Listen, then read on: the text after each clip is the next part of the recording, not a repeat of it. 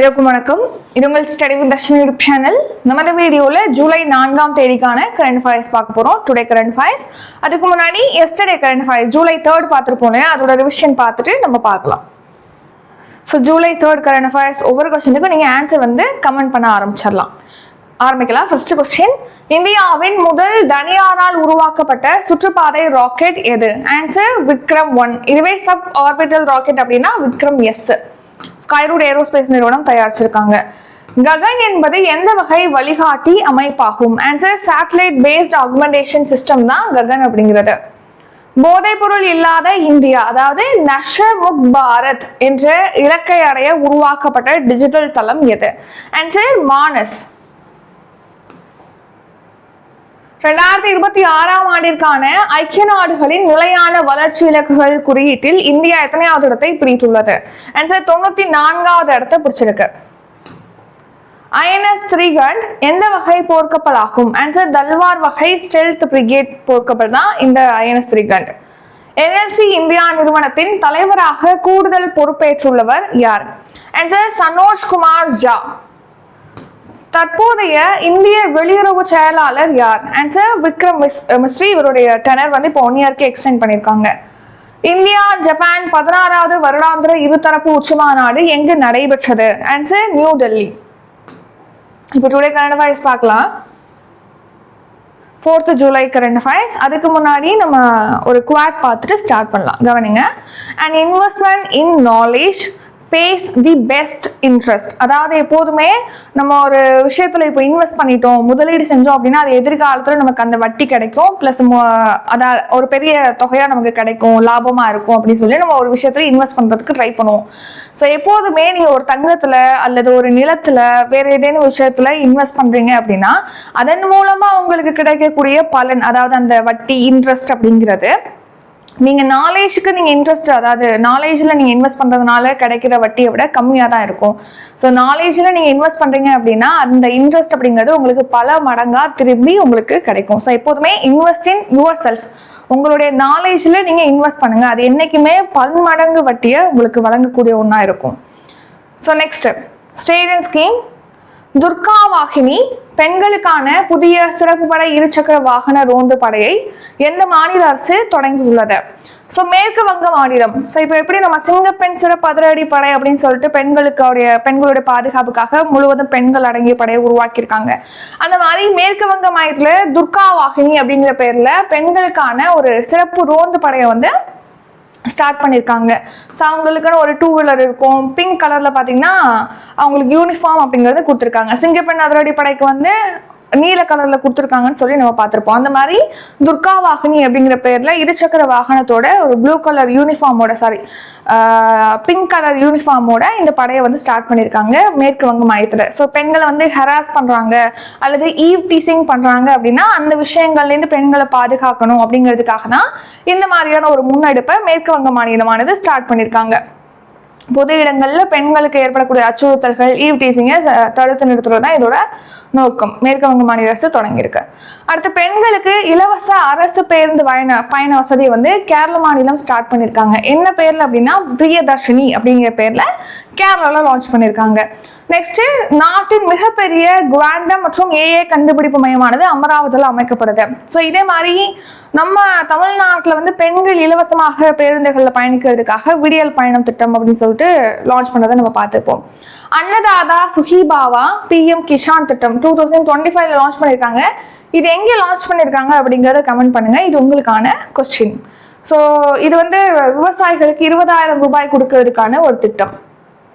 நாட்டின் 6வது முழு கல்வி அறிவு பெற்ற மாநிலமாக உத்தரகாண்ட் மாநிலம் உருவெடுத்திருக்கு. நம்ம new India literacy programme Ullas திட்டம் அப்படின்னு சொல்லிட்டு பார்த்துருப்போம் இல்லையா? உல்லாஸ் திட்டத்தின் கீழ் 95% மேல கல்வி அறிவு பெற்ற மாநிலங்களை இந்த மாதிரி முழு கல்வி அறிவு பெற்ற மாநிலமா அறிவிப்பாங்க. 15 வயதுக்கு மேற்பட்ட கல்வி பெறாதவங்களுக்கு இந்த திட்டத்தின் கீழ் தன்னார்வலர்களை கொண்டு கல்வி அப்படிங்கிறது வழங்கப்படுகிறது. ஸோ நெக்ஸ்ட், இந்தியாவின் மிகப்பெரிய தனியார் துறை தங்கச்சுரங்க திட்டம் எது அப்படின்னா ஜோனகிரி தங்கச்சுரங்க திட்டம். இது ஆந்திர பிரதேச மாநிலத்தில் ஸ்டார்ட் பண்றாங்க. Next, stadium scheme. இந்தியாவில் அதிக புவிசார் குறியீடு பெற்ற மாநிலம் எது? ஆன்சர் உத்தரப்பிரதேச மாநிலம். உத்தரப்பிரதேச மாநிலத்தில் பார்த்தீங்கன்னா 83 ப்ராடக்ட்ஸுக்கு வந்து இந்த GI டேக் அப்படிங்கிறது கொடுத்துருக்காங்க. இது வரைக்கும் மொத்தமா 83 பொருட்களோட ஃபர்ஸ்ட் பிளேஸ்ல இருக்கு அதிகமான புவிசார் குறியீடு பெற்ற மாநிலமா. செகண்ட் பிளேஸ்ல நம்ம தமிழ்நாடு 76 பொருட்களோட இருக்கு. இதுக்கு அடுத்து 3வது மாநிலமாக வெஸ்ட் பெங்கால் மேற்கு வங்க மாநிலம் அப்படிங்கிறது 59 பொருட்களோட 3வது இடத்துக்கு வந்திருக்கு வெஸ்ட் பெங்கால். அதனாலதான் அதை பத்தி பாக்குறோம்.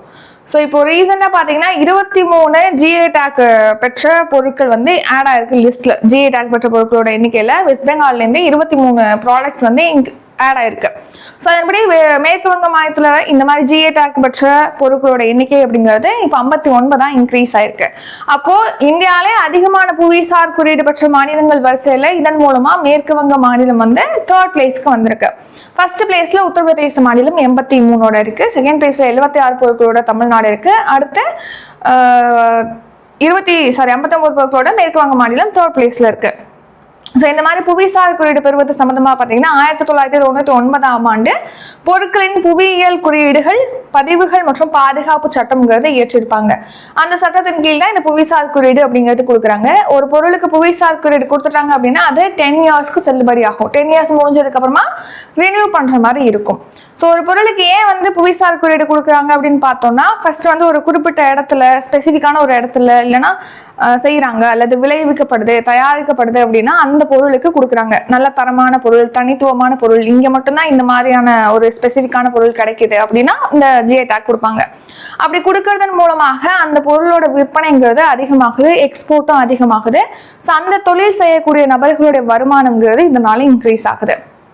Next Tamil Nadu government scheme HPV தடுப்பூசி திட்டத்தின் முக்கிய நோக்கம் என்ன? ஆன்சர் வளரிளம் சிறுமிகளை கருப்பை வாய் புற்றுநோயிலிருந்து பாதுகாப்பது. ஸோ இப்போ நம்ம கருப்பை வாய் புற்றுநோய் ஏற்படுது, பெண்கள்கிட்ட மார்பக புற்றுநோய் கருப்பை வாய் புற்றுநோய் ஏற்படுவது அதிகமாக இருக்குன்னு சொல்லி பார்க்குறோம். ஸோ இப்போ இந்த கருப்பை வாய் புற்றுநோய் ஏற்படுது இல்லையா, அதை வந்து தடுக்கணும் அப்படிங்கிறதுக்காக தான் HPV தடுப்பூசிங்கிறது செலுத்துறாங்க. HPV அப்படிங்கிறது human papilloma virus. Human papilloma வைரஸ்னால தான் இந்த கருப்பை வாய் புற்றுநோய்ங்கிறது ஏற்படுது. அதை தடுக்கிறதுக்காக தமிழக அரசு சார்பில் இந்த வருஷம் ஜனவரியில வந்து 27ல இந்த கருப்பை வாய் தடுப்பூசி திட்டம் அப்படிங்கறது கொண்டு வந்திருப்பாங்க. ஸோ 14 வயதுக்கு உட்பட்ட குழந்தைகளுக்கு இந்த ஸ்கீம்ல வந்து இலவசமாக 2 தவணைகள்ல தடுப்பூசி அப்படிங்கிறது செலுத்துறாங்க. ஸோ இனிஷியலா முதல் கட்டமா இது ஒரு 4 டிஸ்ட்ரிக்ட்ல லான்ச் பண்ணிருப்பாங்க. ஸோ எந்தெந்த டிஸ்ட்ரிக்ட் அப்படின்னா திருவண்ணாமலை, அரியலூர், பெரம்பலூர், தருமபுரி இந்த டிஸ்ட்ரிக்ட்ல லான்ச் பண்ணிருப்பாங்க. அடுத்து சென்ட்ரல் கவர்மெண்ட் ஸ்கீம் பார்த்தீங்கன்னா சென்ட்ரல் கவர்மெண்ட் வந்து நாடு முழுக்க February 28ல இந்த வருஷம் வந்து லான்ச் பண்ணிருப்பாங்க. ஸோ இந்த சென்ட்ரல் கவர்மெண்ட் ஸ்கீம் கீழே தமிழ்நாட்டுக்கு ஒரு 6 லட்சம் தடுப்பூசி அப்படிங்கிறது வழங்குறாங்க. இப்போ இது வரைக்கும் தமிழ்நாட்டில் இந்த HPV தடுப்பூசிங்கிறது ஒரு 91,748 ஸ்டூடெண்ட்ஸ்க்கு வந்து செலுத்தியிருப்பதாகவும் சொல்லியிருக்காங்க. நெக்ஸ்ட் தமிழ்நாடு ஸ்கீம், அதுவும் நெக்ஸ்ட் ஸ்கீம் தான் தாய்மானவர் திட்டம் யாருக்காக செயல்படுத்தப்படுகிறது? ஆன்சர் முதியோர் மற்றும் மாற்றுத்திறனாளிகள். ஸோ 70 வயதுக்கு மேற்பட்ட முதியோர்கள் அப்புறம் மாற்றுத்திறனாளிகள் இருக்காங்க அப்படின்னா அவங்களுக்கு சிரமம் கொடுக்க வேணாம் அப்படின்னு சொல்லிட்டு இப்போ வீட்டு ரேஷன் பொருட்கள்லாம் இருக்கும் இல்லையா, அதை வந்து அவங்களுடைய வீடுகளுக்கே போய் டெலிவரி பண்றாங்க இந்த ஸ்கீம்ல. ஸோ இப்போ இந்த ஸ்கீமை 60 வயது முதியோர்கள் இருக்காங்க இல்லையா அவங்களுக்கும் எக்ஸ்டெண்ட் பண்ண போறதா சொல்லியிருக்காங்க தமிழ்நாடு கவர்மெண்ட். ஸோ தாய்மானவர் திட்டம். ஸோ இந்த தாய்மானவர் திட்டத்தின் கீழ் வீடுகளுக்கே போய் 70 வயதுக்கு மேற்பட்ட முதியோர்களுக்கும் மாற்றுத்திறனாளிகளுக்கும் அந்த ரேஷன் பொருட்கள்ங்கிறது விநியோகிக்கப்படுது. இப்போ இதுல 60 வயதுள்ள முதியோர்களும் இணைக்கப்பட போவதா சொல்லியிருக்காங்க. அவங்களுக்கு இது விரிவுபடுத்துறாங்க. நெக்ஸ்ட் இது மட்டும் இல்லாம கைம்பெண்களுக்கும் இந்த ஸ்கீமை விரிவுபடுத்துவது சம்பந்தமாக ஆலோசிக்கப்படுது அப்படின்னு சொல்லியிருக்காங்க. இனிஷியலா எப்போ லான்ச் பண்ணாங்கன்னா 2025 ஆகஸ்ட் 12 இந்த ஸ்கீம் வந்து லான்ச் பண்ணியிருப்பாங்க. நெக்ஸ்ட் ரீசன் நியூஸ், தாய்மாமன் தங்க மோதிரம் திட்டம். இது செப்டம்பர் 15ல லான்ச் பண்ண போறாங்க. அதாவது என்னன்னா இப்போ ஜூன் 22 இந்த தேதியிலேருந்து இந்த வருஷம் ஜூன் 22லேருந்து அரசு மருத்துவமனைகள்ல பிறக்கக்கூடிய குழந்தைகளுக்கு இந்த தங்க மோதிரம் 1 கிராம் தங்க மோதிரம் அப்படிங்கிறது இந்த ஸ்கீம்க்கெல்லாம் வழங்க போறாங்க. அடுத்த சிங்கப்பெண் சிறப்பு அதிரடி படை திட்டம். ஸோ இது வந்து ஜூன் 9ல லான்ச் பண்ணியிருப்பாங்க. பெண்களுக்கு பாதுகாப்பு அளிப்பதற்காக பெண்கள் அடங்கிய ஒரு சிறப்பு படை. அடுத்த முதலமைச்சரின் காலை உணவு திட்டம். ஸோ 6 to 8 வரைக்கும் இதை விரிவாக்கம் செய்ய போறாங்க. ஏற்கனவே 5th வரைக்கும் படிக்கக்கூடிய மாணவர்களுக்கு செயல்படுத்தப்படுது. இப்போ 6லேருந்து 8ஆம் வகுப்பு படிக்கக்கூடிய மாணவர்களுக்கும் எக்ஸ்டெண்ட் பண்ண போறாங்க. இது எப்போ அப்படின்னா செப்டம்பர் 17ஆம் தேதி பெரியாருடைய பிறந்த நாள்ல தொடங்கி வைக்க போறாங்க. அடுத்து சுகாதாரமான உணவு வீதிகள் திட்டமும் லான்ச் பண்ண போறதா சொல்லியிருக்காங்க. Next defence current affairs. முப்படைகளின் செயல்பாட்டு திறனை மேம்படுத்த பாதுகாப்பு அமைச்சகம் எத்தனை கோடி ரூபாய் மதிப்பிலான ராணுவ தளவாடங்களை கொள்முதல் செய்ய ஒப்புதல் அளித்துள்ளது? ஆன்சர் 52,000 கோடி. ஸோ இப்போ 52,000 கோடி மதிப்புல பாத்தீங்கன்னா முப்படை, இந்திய ராணுவம், அப்புறம் கடற்படை, விமானப்படைக்கான தளவாடங்கள், ராணுவ தளவாடங்களை வந்து கொள்முதல் செய்யறதுக்கு இப்போ பாதுகாப்பு அமைச்சகம் ஒப்புதல் அளிச்சிருக்காங்க. ஸோ அதனாலதான் நம்மளுடைய முப்படையும் இன்னும் ஸ்ட்ரென்தன் பண்ணணும். அதுக்கான ராணுவ தளவாடங்களை வாங்குறதுக்காக 52,000 கோடி இப்போ செலவு பண்ண போறாங்க. ஸோ இந்திய ராணுவத்துக்கு வந்து ஆகாஷ் தரங் வந்து வாங்க போறாங்க. ஆகாஷ் தரங் அப்படிங்கிறது என்னன்னா, இப்போ ட்ரோன்கள்லாம் வருது, எதிரி நாட்டுடைய ட்ரோன்கள் வருது அப்படின்னா அது எங்க வருது அப்படின்னு சொல்லிட்டு கண்டறிஞ்சு அதோடைய லொகேஷனை வந்து கண்டறிஞ்சு அதுல இருந்து நம்ம ப்ரிவென்ட் பண்ணிக்கலாம். ராணுவ வீரர்கள் ப்ரிவென்ட் பண்றதுக்கு இந்த ஆகாஷ் தரங் அப்படிங்கிறது ஹெல்ப்ஃபுல்லா இருக்கும். ஸோ எதிரி நாட்டு ட்ரோன்களை ரேடியோ அல்லது ரேடார் அலைகள் மூலமா கண்டறிஞ்சு நமது வீரர்களுக்கு வந்து பாதுகாக்கக்கூடிய ஒரு அமைப்பாக இது இருக்கும். அடுத்து சிறிய ரக ஏவுகணைகள் வாங்க போறாங்க. பீரங்கி பாதுகாப்புக்காக சில உபகரணங்கள் வாங்க போறாங்க. இந்திய கடற்படைக்கு கன்னி வெடிகள், இந்த மாதிரி அடுத்து விமானப்படைக்கும் ஆளில்லா விமானங்கள் சொல்லிட்டு உபகரணங்கள், இயந்திரங்கள்லாம் வாங்க போறாங்க, பாதுகாப்பு தளவாடங்கள்.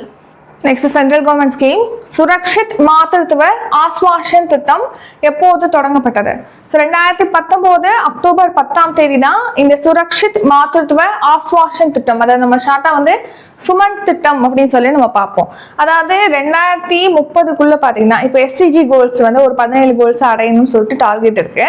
அதுல ஒரு கோல்ஸா பாத்தீங்கன்னா இந்த மாதிரி மகப்பேறு இறப்புகளை குறைக்கணும், அதே மாதிரி குழந்தைகள் பிறந்த உடனே பச்சிளம் குழந்தைகள் இறக்குது இல்லையா, அதெல்லாம் குறைக்கணும்னு சொல்லிட்டு டார்கெட் இருக்கு.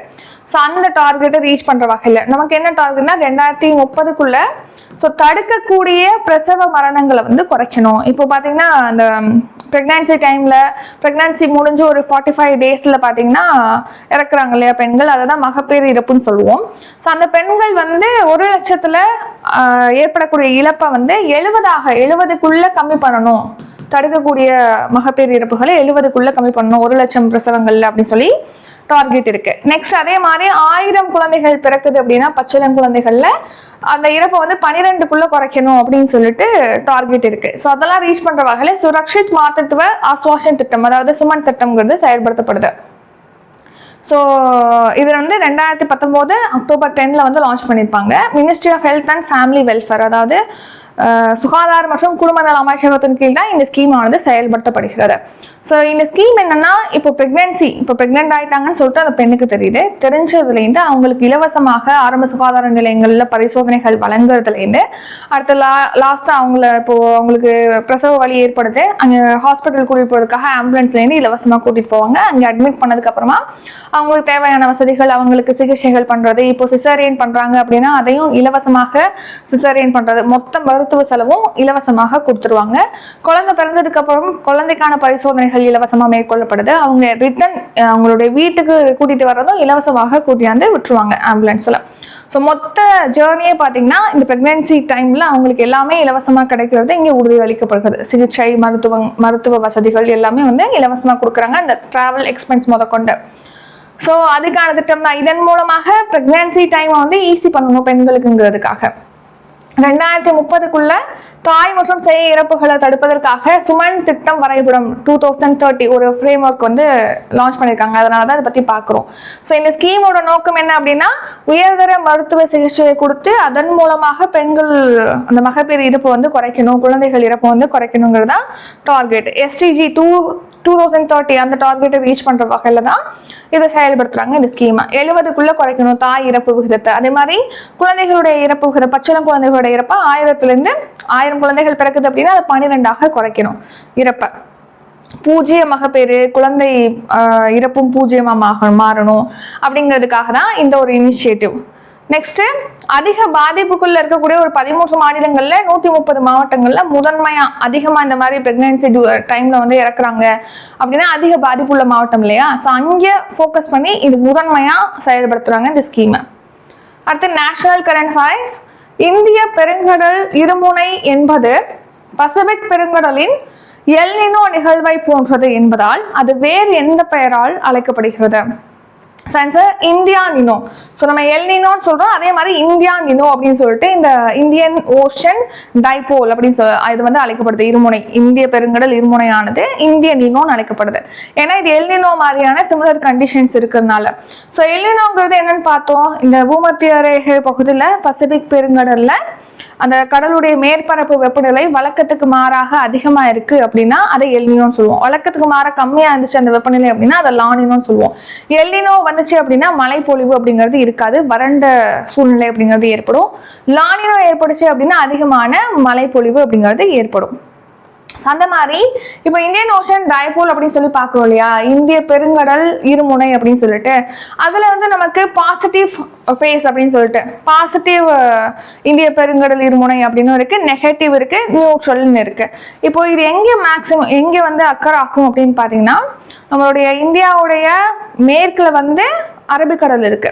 ஸோ கிழக்குல நமக்கு வங்காள விரிகுடா இருக்கு. ஸோ கிழக்கு பகுதியில் இந்தோனேஷியால வந்து கடற்பரப்புடைய மேற்பரப்பு நிலையானது இப்போ கூலிங்கா இருக்கு.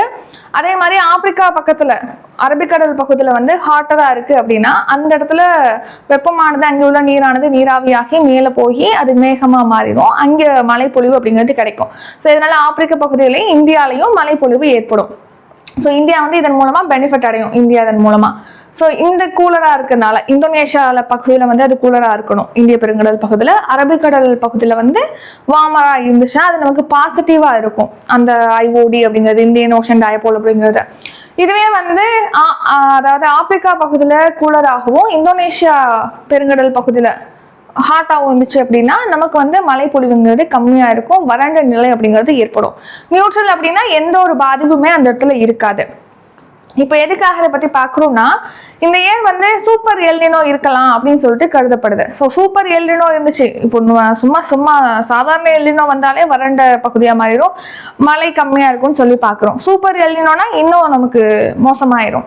அப்போ இந்த மாதிரியான டைம்ல நமக்கு பாசிட்டிவ் ஐஓடி, அதாவது பாசிட்டிவ் இந்திய பெருங்கடல் இருமுனை அந்த சிச்சுவேஷன் நமக்கு வருது அப்படின்னா இதோட தாக்கத்தை இது குறைச்சிரும். ஸோ ஏன்னா இதனால மழைப்பொழிவு கிடைக்கும் இல்லையா, ஸோ இந்த சூப்பர் எல்னினோட தாக்கத்தை இது குறைக்கும்ங்கிறதுனால அது ஹெல்ப்ஃபுல்லா இருக்கும். ஸோ அதனால இதை பத்தி பாக்குறோம், சரிங்களா. ஸோ பாருங்க, ஏற்கனவே இந்த மாதிரி ஏற்பட்டிருக்கா இந்த சிச்சுவேஷன் அப்படின்னா 1997ல சக்தி வாய்ந்த எல்னினோவானது இருந்துச்சு. அந்த டைம்ல இந்த ஐஓடி, பாசிட்டிவ் ஐஓடி அப்படிங்கிறது வந்து அந்த தாக்கத்தை வந்து குறைச்சிருந்தது. ஸோ இப்பயுமே சூப்பர் எல்னினோ வரப்போறதா வந்து பேசுறாங்க, அதுக்கான வாய்ப்புகள் இருக்குன்னு, அதனாலதான் அதை பத்தி பாக்குறோம். ஸோ இந்திய பெருங்கடல் இருமுனை பெரும்பாலும் இந்தியா நினோ அப்படின்னு சொல்லிட்டு அழைக்கப்படுது. எல்னினோ மாதிரியே இருக்கிறதுனால இது இந்தியன் நினோ அப்படின்னு சொல்றோம். ஸோ அரபிக்கடல் பகுதியில இந்தோனேஷியாவிற்கு அருகில் உள்ள கடல் பகுதியிலையும் மேற்பரப்பு வெப்பநிலை ஏற்படக்கூடிய மாற்றம் தான் இந்த ஐஓடி ஏற்படுவதற்கான காரணமா இருக்கு. பாசிட்டிவ் அப்படின்னா ஆப்பிரிக்க சைட்ல உள்ள இந்திய பெருங்கடல், அதாவது அரபிக்கடல் வந்து ஹாட்டரா இருக்கு அப்படின்னா நமக்கு பாசிட்டிவ். இந்தோனேஷியா சைட்ல உள்ளது ஹாட்டா இருக்கு அப்படின்னா அது நமக்கு நெகட்டிவ் ஐஓடியா இருக்கும். எந்த ஒரு சிச்சுவேஷனும் நமக்கு இல்ல, எந்த ஒரு இம்பாக்டும் கொடுக்கலன்னா அது நியூட்ரல் ஐஓடி அப்படின்னு சொல்றோம். அடுத்து நேஷனல் கரண்ட் அஃபேர்ஸ். I2C திட்டம் எந்த நாடுகளை இணைக்கிறது? ஸோ ஆன்சர் வந்து இந்தியா, மலேசியா, சிங்கப்பூர். ஸோ கடல் பரப்புல கடலுக்குள்ள கேபிள் அமைக்கும் திட்டம் தான் இந்த I2C அப்படின்னு சொல்லி பாக்குறோம். ஐனா நம்ம இந்தியா, I2 அதாவது இந்தியாவிலேருந்து India to South East Asia அதை தான் நம்ம வந்து I2C அப்படின்னு சொல்லி பார்க்குறோம். ஸோ இந்தியாவிலேருந்தே இந்த கேபிள் கடல் வழியே அமைச்சு சவுத் ஈஸ்ட் ஏஷியா வந்து கனெக்ட் பண்றது, தகவல் தொடர்புக்காக இந்த மாதிரி கேபிள் அமைக்கும் திட்டத்தை வந்து மேற்கொள்றாங்க. அந்த திட்டத்தை தான் I2C அப்படின்னு சொல்லிட்டு நம்ம பார்க்குறோம். இந்தியா, மலேசியா, சிங்கப்பூர் நாடுகளை இணைப்பதற்கான திட்டம். எவ்வளவு நீளத்துக்கு இந்த கேபிள் அமைக்க போறாங்கன்னா 3600 கிலோமீட்டர் நீளத்துக்கு இந்த கேபிள் ஆனது அமைக்கப்படும் சொல்லியிருக்காங்க.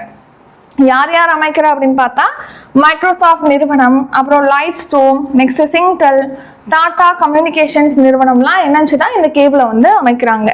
ஸோ சென்னை மச்சிலிப்பட்டினத்துலேருந்து கேபிள் ஆனது மலேசியா உடைய கோலாலம்பூர்ல போகுது, அப்புறம் சிங்கப்பூரை அதோட இணைக்கிறது. ஸோ அதிவேக தகவல் தொடர்பு பாதையா இது இருக்கும். 2029 4வது காலாண்டுல அந்த லாஸ்ட் குவார்டர் இயர்ல வந்து இது செயல்பாட்டுக்கு வரும்னு சொல்லியிருக்காங்க. வாட்ஸ்அப் தேசிய நீர் விருதுகள் எந்த உன்னத தொலைநோக்கு பார்வையை அடைவதற்காக வழங்கப்படுகிறது? ஆன்சர் ஜல் சம்ரித் பாரத். ஜல் சம்ரித் பாரத் அப்படிங்கிற தொலைநோக்கு பார்வையை வந்து அடையணுங்கிறதுக்காக தேசிய நீர் விருதுகள், நேஷனல் வாட்டர் அவார்ட்ஸ் அப்படிங்கிறது கொடுக்குறாங்க. ஸோ இப்போது வாட்டர் கன்சர்வேஷன் பண்ணுறாங்க, நீரை வந்து அதாவது பயன்படுத்துறது வந்து சரியாக பயன்படுத்துறது, பாதுகாக்கிறது, அதை மேம்படுத்துறது, இதுக்காக அதை பாராட்டி இந்த விருதுகளானது கொடுக்குறாங்க. பெஸ்ட் ஸ்டேட் சிறப்பாக செயல்படக்கூடிய மாநிலங்களுக்கு பெஸ்ட் ஸ்டேட்டு, பெஸ்ட் டிஸ்ட்ரிக்ட் சிறப்பாக செயல்படக்கூடிய மாவட்டங்களுக்கு பெஸ்ட் டிஸ்ட்ரிக்ட் அவார்ட் கொடுக்குறாங்க. பெஸ்ட் அர்பன் லோக்கல் பாடி அதாவது நகர்ப்புற உள்ளாட்சி அமைப்புகளுக்கு சிறப்பாக செயல்படுறாங்கன்னா அவங்களுக்கு விருது கொடுக்குறாங்க. இந்த மாதிரி ஒவ்வொரு செக்டாருக்குமே கொடுக்குறாங்க இந்த மாதிரி வாட்டர் சேஃப்டி அதாவது வாட்டர் அவார்ட்ஸ் அப்படிங்கறத. மத்திய ஜல்சக்தி அமைச்சகம் சார்பில் தான் இந்த விருதானது கொடுக்குறாங்க. நம்ம நாடு முழுக்க தண்ணீர் சேமிப்பு மேம்படுத்துறது, நீர் பாதுகாப்பை ஏற்படுத்துறதுக்காக இந்த பாராட்டி கொடுக்குறாங்க. ஸோ மத்திய அரசுடைய நீர் வளங்கள், நதி மேம்பாடு, கங்கை புத்துயிரூட்டல் துறை தான் இந்த விருதை வழங்கிட்டு வராங்க. பெஸ்ட் ஸ்டேட்டு, பெஸ்ட் கிராம பஞ்சாயத்து, சிறந்த பள்ளி, கல்லூரி, தொழிற்சாலை அப்படின்னு சொல்லிட்டு ஒவ்வொரு கேட்டகரியில விருதுகள் கொடுத்துட்டு வராங்க. அடுத்த ரீசன் நியூஸ், இந்தியாவுடைய 2வது உயரிய அமைதி கால விருது அப்படி எதுனா கீர்த்தி சக்ரா. முதல் உயரிய விருது அப்படின்னா Ashok Chakra. So next 3rd அமைதி கால உயரிய விருது அப்படின்னா சௌரிய சக்ரான்னு சொல்லி பார்ப்போம். அசோக சக்ரா, கீர்த்தி சக்ரா, சௌரிய சக்ரா. அடுத்து ரஷ்யா கிராண்ட் சாண்ட் மாஸ்டர் விருதானது சுதர்ஷன் பட்நாயக்கு கொடுத்துருக்காங்க. கீர்த்தி சக்ரா விருது வந்து தமிழ்நாட்டை சேர்ந்த லான்ஸ் நாயக் மீனாட்சி சுந்தரம் அவர்களுக்கு கொடுத்துருக்காங்க. 2026ஆம் ஆண்டுக்கான சிறந்த உலகளாவிய சுற்றுச்சூழல் தலைமைத்துவமிக்க விருது சென்னை மெட்ரோ ரயில் லிமிடெட் நிறுவனத்துக்கு கொடுத்துருக்காங்க. அடுத்து 2026ஆம் ஆண்டுக்கான செவிலியருக்கான ஃப்ளாரன்ஸ் நைட்டிங்கேல் விருது தமிழ்நாட்டிலிருந்து யாருக்கு வழங்கப்பட்டிருக்குன்னா டாக்டர் ஆர் சங்கர் சண்முகம் அவர்களுக்கு வழங்கப்பட்டிருக்கு.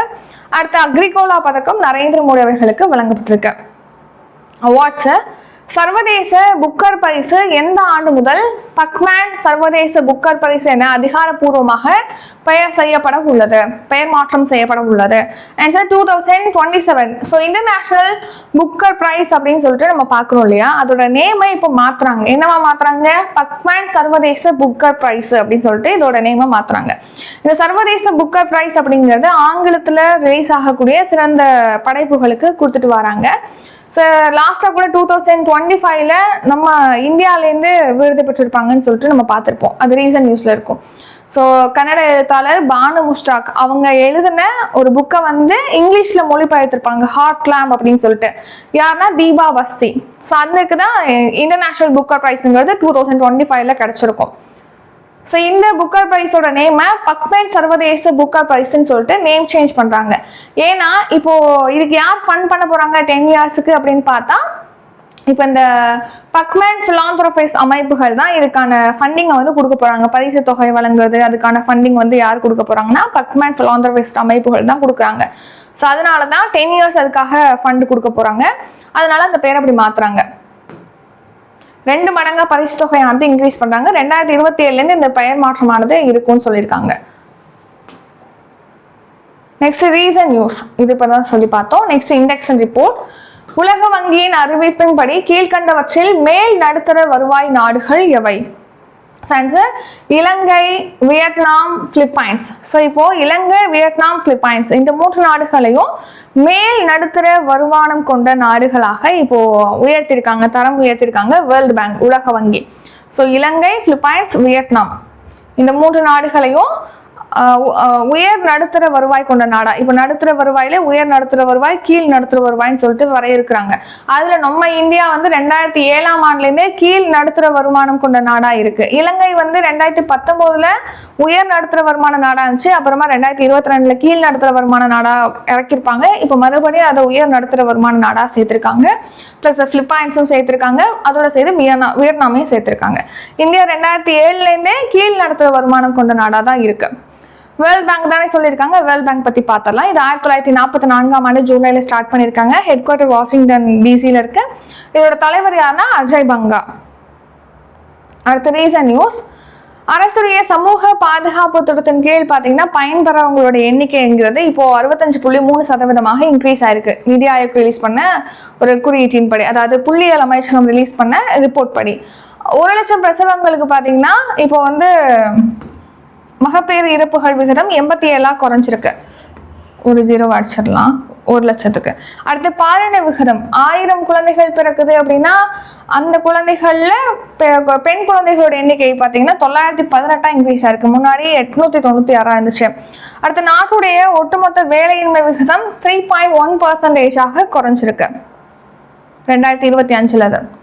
அடுத்து டுடே கரண்ட் அஃபேர்ஸ் ரிவிஷன் பார்க்க போகிறோம். அதுக்கு முன்னாடி நம்ம சேனலில் வந்து குரூப் 4க்காக கிளாஸஸ் ஜூலை 15 ஸ்டார்ட் ஆகுது. கரண்ட் அஃபேர்ஸ் டெஸ்ட் பேட்ச் இருக்குது. நெக்ஸ்ட்டு நம்ம ஜிஎஸ் டெஸ்ட் பேட்ச் வந்து ஸ்டார்ட் ஆகுது. குரூப் 2 குரூப் 4க்காக டெஸ்ட் பேட்ச் இருக்குது. அப்கமிங் டெஸ்ட் பேட்ச் பற்றிய டீட்டெயிலாக டிஸ்கிரிப்ஷனில் இருக்குது, செக் பண்ணி பார்த்துக்கோங்க. இப்போ நம்ம ரிவிஷன் பார்க்கலாம். துர்கா வாகினி பெண்களுக்கான புதிய சிறப்பு இருசக்கர வாகன ரோந்து படையை எந்த மாநில அரசு தொடங்கியுள்ளது? ஆன்சர் மேற்கு வங்க மாநிலம்.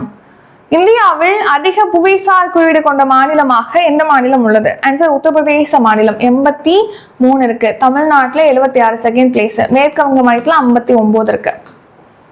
HPV தடுப்பூசி திட்டத்தின் முக்கிய நோக்கம் என்ன? ஆன்சர் வளரிளம் சிறுமிகளை கருப்பை வாய் புற்றுநோயிலிருந்து பாதுகாப்பது. தாய்மானவர் திட்டம் யாருக்காக செயல்படுத்தப்படுகிறது? முதியோர் மற்றும் மாற்றுத்திறனாளிகளுக்கு ரேஷன் பொருட்களை வீட்டுக்கே வழங்குவதற்காக. முப்படைகளின் செயல்பாட்டு திறனை மேம்படுத்த பாதுகாப்பு அமைச்சகம் எத்தனை கோடி ரூபாய் மதிப்பிலான ராணுவ தளவாடங்களை கொள்முதல் செய்ய ஒப்புதல் வழங்கியுள்ளது? 52,000 கோடி. சுரக்ஷித் மாதృత్వ ஆஸ்வாஷன் திட்டம் எப்போது தொடங்கப்பட்டது? 2019 அக்டோபர் 10. இந்திய பெருங்கடல் இருமுனை என்பது பசிபிக் பெருங்கடலின் எல்னினோ நிகழ்வை போன்றது என்பதால் அது வேறு எந்த பெயரால் அழைக்கப்படுகிறது? Answer India Nino. I2C திட்டம் எந்த நாடுகளை இணைக்கிறது? Answer India, Malaysia, Singapore. தேசிய நீர் விருதுகள் எந்த உன்னத தொலைநோக்கு பார்வையை அடைவதற்காக வழங்கப்படுகிறது? ஆன்சர் ஜல் சம்ரித் பாரத். சர்வதேச புக்கர் பரிசு எந்த ஆண்டு முதல் பக்மேன் சர்வதேச புக்கர் பரிசு என்று அதிகாரப்பூர்வமாக பெயர் மாற்றம் செய்யப்பட உள்ளது? 2027. உலக வங்கியின் அறிவிப்பின்படி கீழ்கண்டவற்றில் மேல் நடுத்தர வருவாய் கொண்ட நாடுகள் எவை? ஆன்சர் இலங்கை, வியட்நாம், பிலிப்பைன்ஸ். இந்தியா வந்து 2007 கீழ் நடுத்தர வருமானம் கொண்ட நாடா இருக்கு. ஸோ இத்துடன் இன்றைக்கான கரண்ட் அஃபேர்ஸ் வீடியோ நிறைவடைகிறது. இந்த வீடியோ உங்களுக்கு பிடிச்சிருந்தா லைக் பண்ணுங்க, ஷேர் பண்ணுங்க. நம்ம சேனல்ல நீங்க இன்னும் சப்ஸ்கிரைப் பண்ணலன்னா மறக்காம சப்ஸ்கிரைப் பண்ணிக்கோங்க. நன்றி, வணக்கம்.